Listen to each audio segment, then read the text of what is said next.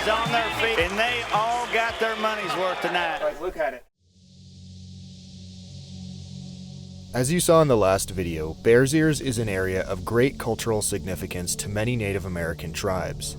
These include the Navajo, Hopi, Ute, San Juan, Kaibab, and Utah Paiute, Apache, Hualapai, and Pueblo peoples. Some still use the area today for traditional purposes. I'm not an expert on these cultures or people, but I do find their history fascinating and the landscape here captivating. So I'm in Mule Canyon, and I'm walking up this dry creek bed in February, and I imagine in a couple months' time, this is actually a flowing creek. You could call it a wash, because it's dry at some times a year, and then other years it'd be a flowing stream. But it's beautiful t-shirt weather, and up ahead I'm going to find some ancient ruins.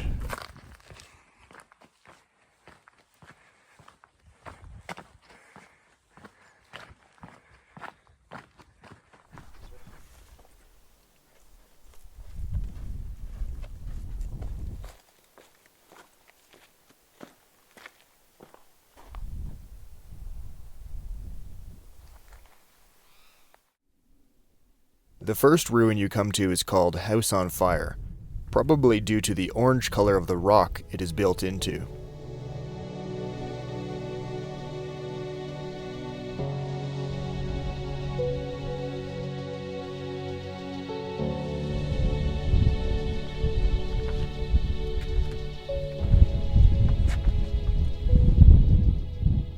Wow, this place is wild. So cool. Just tucked away under this big old rock. The only inhabitants I saw were banded rock lizards, scampering in and out of the crevices and soaking up the warm sun.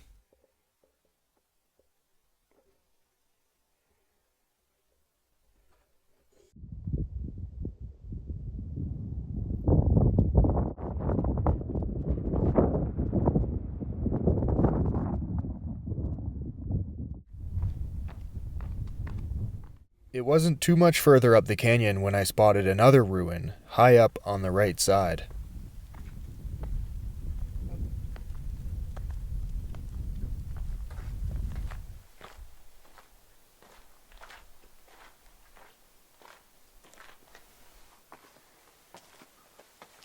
This could have been a storehouse of some kind, or there used to be a room standing in front, but these look like little storerooms because they're too small.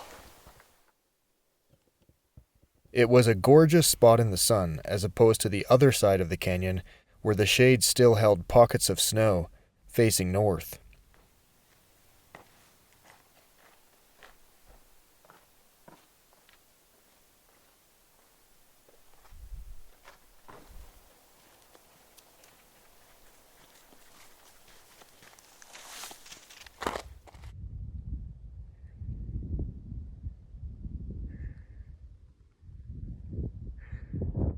And then, a bit further, there was something very high up on the right side. It involved a couple steps up ledges and a huge sloping slab, ramping up to a cave-like feature.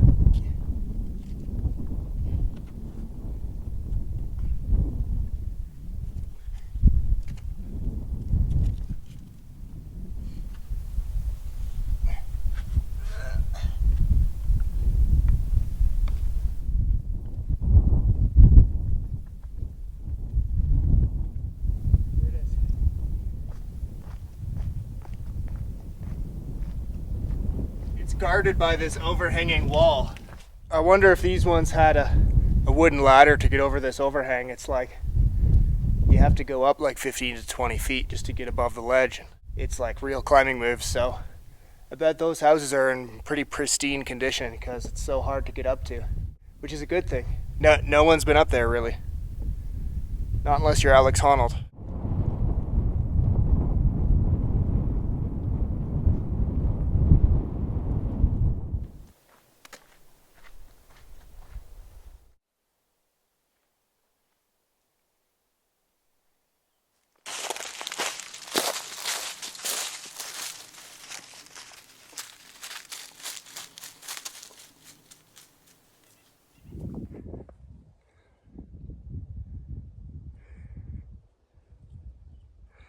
Look at that ice down there. It's a little pocket of water.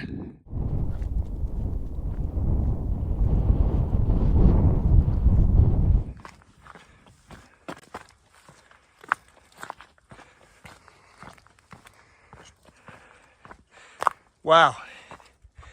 It is just stunning out here.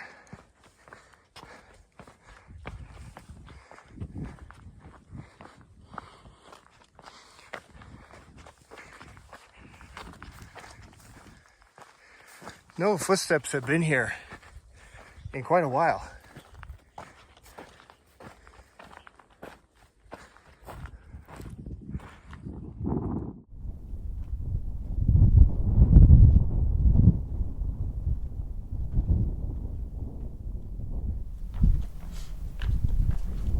So this one is called Big Ruin, and it's under a big overhanging wall.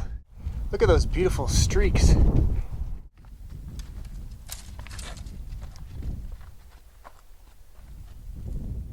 Wow, this place is wild.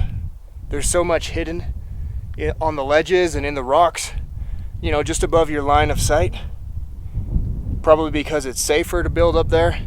Probably because it gets the south and the west facing sun longer than in the canyon bottom. And for safety, for protection from anyone trying to raid your house, anyone trying to attack your family, you could defend them easier from the high ground. Very, very faintly, there's goats on the wall here.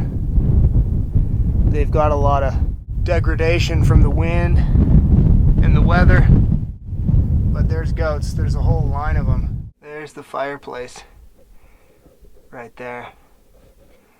It goes outside of this little room, and there's even pottery shards and a corn cob on that rock. I'm not sure what those sticks would have been for, sticking out of the wall. Maybe a shelf, maybe things to hang. There's 1, 2, 3 sticks sticking out of the wall.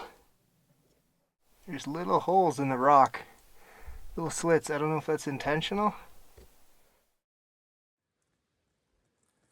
Well, I've run out of daylight again. The canyon walls have stymied me, and it's starting to get dark in the canyon, although just up there on the canyon rim is still getting light.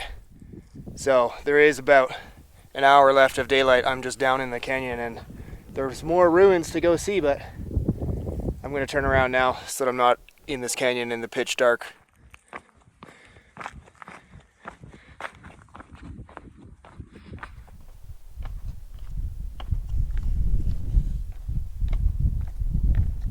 Pretty cool little ledge there to bypass the creek.